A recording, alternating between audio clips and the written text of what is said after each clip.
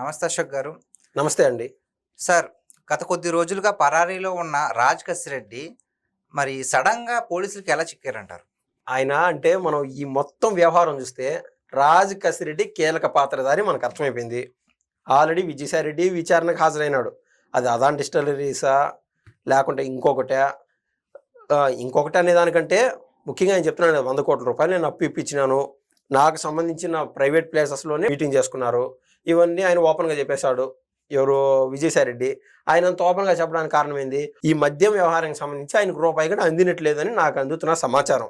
Okay. మొత్తం తినేసిందంతా మిథున్ రెడ్డి, అదేవిధంగా కసిరెడ్డి రాజశేఖర రెడ్డి. అందుకు ఆయన కాన్ఫిడెంట్‌గా చెప్తున్నాడు. ఎవరు? విజయసాయిరెడ్డి.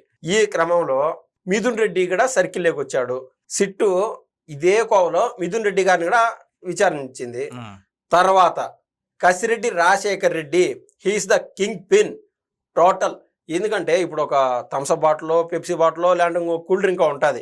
దానిపైన మూత అనేది చాలా కీలకం. లోపల నువ్వు కూల్ డ్రింక్ ఇప్పుడైనదా అయితే ఒకటే, లేదంటే రేపు పొద్దున అయినా ఒకటే అనేది కాదు.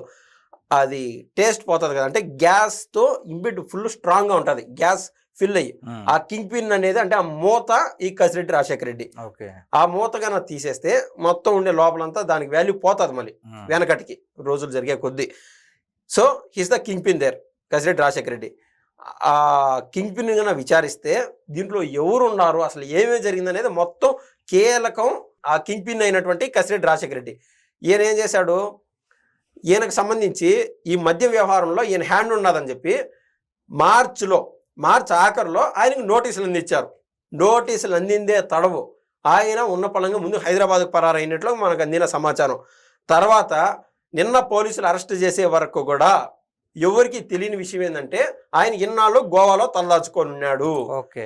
అటు పెద్ద పెద్దవాళ్ళు మిథున్ రెడ్డిని కావచ్చు, విజయసాయి రెడ్డిని కావచ్చు, వీళ్ళనే సిటీ విచారణకు పిలిచినప్పుడు ఈ కసిరెడ్డి రాజశేఖర రెడ్డిని పిలిచడము లాంటి తీసుకొచ్చి విచారించడం పెద్ద పని కాదు.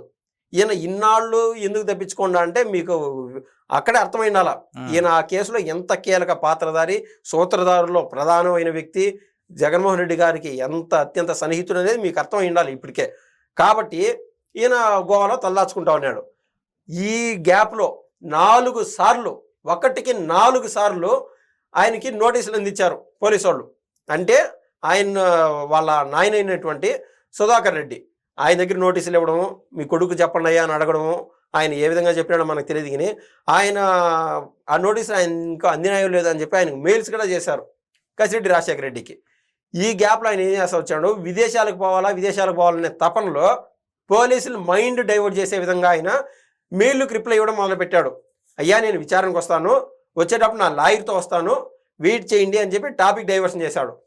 ఈ క్రమంలో ఈ విజయసాయిరెడ్డికి సంబంధించి మీడియా సమావేశానికి వచ్చి విజయసాయిరెడ్డి మాట్లాడినాడు అని, అరే బట్టే బాజ్ నీ గురించి అన్ని బయట చెప్తా అని చెప్పి టాపిక్ డైవర్షన్లో భాగమే ఇదంతా. ఆయన బూతులు తిట్టడం అంటే కసిరెడ్డి రాజశేఖర రెడ్డి కమిటెడ్గా ఉన్నాడు, ఆయన తప్పు చేస్తున్నాడు, వస్తాడులే విచారణకు అని రాష్ట్ర ప్రజలు అనుకోవడం కాదు, పోలీసులే మిస్లీడ్ చేసే విధంగా ఆయన వ్యాఖ్యలు ఉన్నాయి. జరుగుతూ ఉన్నింది, కాలం జరిగింది, 1-2 రోజులు జరిగింది. ఈ గ్యాప్లో ఏం చేశాడంటే హైదరాబాద్ శంషాబాద్ ఎయిర్పోర్ట్లో అరెస్ట్ అయినట్టు మనకు విన్న వార్తలు. ఇంకొక విషయం ఏంటంటే అక్కడ పేరు మార్చుకుని హైదరాబాద్ వచ్చినట్టు కూడా తెలుస్తుంది. అదే హైదరాబాద్ శంషాబాద్ ఎయిర్పోర్ట్లో అరెస్ట్ అయినట్టు మనకు అర్థమవుతుంది. ఎట్లా అరెస్ట్ అయినాడు? గోవాలో ఉండే అతను ఏడు అరెస్ట్ కావడం ఏంది అంటే, ఇక్కడ ఉన్నటువంటి పోలీసులు సిట్ బృందానికి సంబంధించి 2 బృందాలు ఒకటి హైదరాబాద్ ఎయిర్పోర్ట్లో వెయిట్ చేస్తున్నాయి. రెండో బృందం ఏం చేసిందంటే ఈయన ఎక్కడైతే తలదాచుకున్నాడో గోవాలో అక్కడికి పోయి చుట్టూరు గుమికూడు ఉన్నారు. అంటే ఆయన ఇంటి బయట ఆయన సర్కిల్లో ఉన్నారు. అది అర్థమైపోయింది ఆయనకి, కసిరెడ్డి రాజశేఖర రెడ్డికి అర్థమైపోయి ఏం చేశాడంటే మరో ఆడియో లీక్ చేశాడు. నేను ఇవాళ సిట్ విచారణకు వస్తున్నాను అని వాళ్ళ నాన్న ద్వారా చెప్పించినాడు. మా బిడ్డ కసిరెడ్డి రాజశేఖర రెడ్డి ఈరోజు సిట్ విచారణకు వచ్చేస్తున్నాడు అని చెప్తున్నారు. అప్పుడు పోలీసుల్లో ఏమవుతుందంటే పట్టుతూ ఉంటుంది కదా, అరెస్ట్ చేయాలని తపన తగ్గిపోయి ఆయన వస్తున్నాడంటే ఆడ పట్టుకుందాం అని అనుకుంటారు. సో ఆ బృందాలు వెనక్కి వస్తాయని ఫిక్స్ అయిపోయినాడు. బృందాలు వెనక్కి వచ్చాయా లేకుంటే ఏ విధంగా అయిందో మనకు తెలియదు, కానీ సో పోలీసులను డైవర్ట్ చేసేసి అక్కడి నుంచి గోవాలో తప్పించుకొని హైదరాబాద్కి వచ్చేసాడు. ఆయన ఏంటంటే హైదరాబాద్కు వస్తే దొరికిపోతాడు పోలీసు వారికి.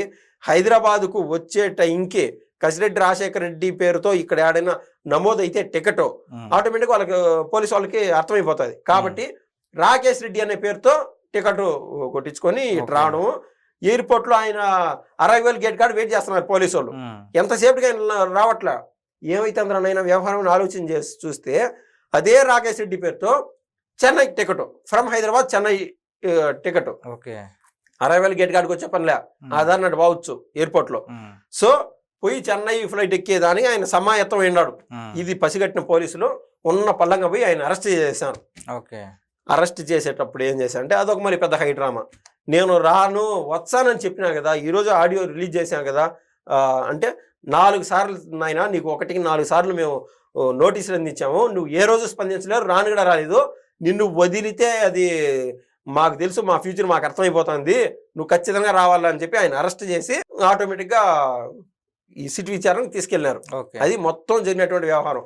సో ఆయన అంటే డైవర్షన్ లో భాగంగా Goa to Hyderabad, Hyderabad to Chennai, Chennai to foreign, అది ఆయనకు ఉన్నటువంటి ప్లాన్. ఇప్పుడు సిట్ విచారణలో మొత్తం అంతా బయటపడుతుంది. ఇప్పుడు వైసీపీ వారికి కాదు, జగన్మోహన్ రెడ్డికి గుండెల్లో రైళ్లు పరిగెత్తున్నాయి ఈ వ్యవహారం. ఇన్నాళ్ళు కింగ్ పిన్ గా ఉన్నాడు ఈయన కసిరెడ్డి రాజశేఖర రెడ్డి.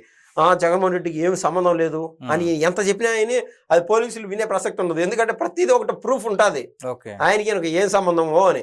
సరే బా, జగన్మోహన్ రెడ్డి జోబీల్లోకి డబ్బులు కూడా పోలా అని అనుకుందాం కాసేపు.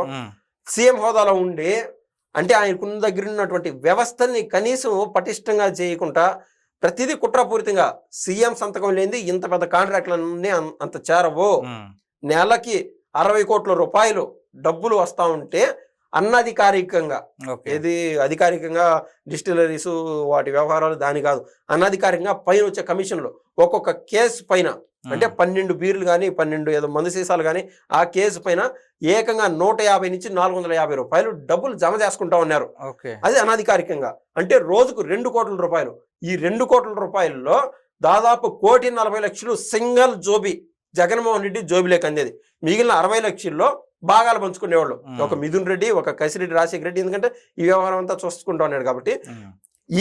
ఈ వ్యవహారం అంతా ప్రైవేట్ ప్లేసెస్ లో మీటింగ్ జరిగినాయి. అంటే దాని పునాదులు ఈ విధంగా చేయాలా, ఈ విధంగా చేస్తే డబ్బులు మిగులుతాయి, ఈ విధంగా చేస్తే కమిషన్ మిగులుతాయని అధికారులు ప్రతి ఒక్కరూ హడలిపోతున్నారు. ఇది జగన్మోహన్ రెడ్డితో సమావేశం చేసిన పాపానికి ఐఏఎస్ ఆఫీసర్లు, ఐపీఎస్ ఆఫీసర్లు వీళ్ళందరికీ నరకం కనిపిస్తుంది ఇవాళ. గతంలో ఆల్రెడీ రాజశేఖర రెడ్డి సమయంలో శ్రీలక్ష్మి ఉంది, ఐఏఎస్ శ్రీలక్ష్మి, వీళ్ళు ఏ విధంగా జైలు పోయినారో ఆ వ్యవహారం చూసి కూడా వీళ్ళు మారలా. జగన్మోహన్ రెడ్డితో సమావేశం చేసిన వీళ్ళందరూ కూడా జైలు కంటూ పోతున్నారు.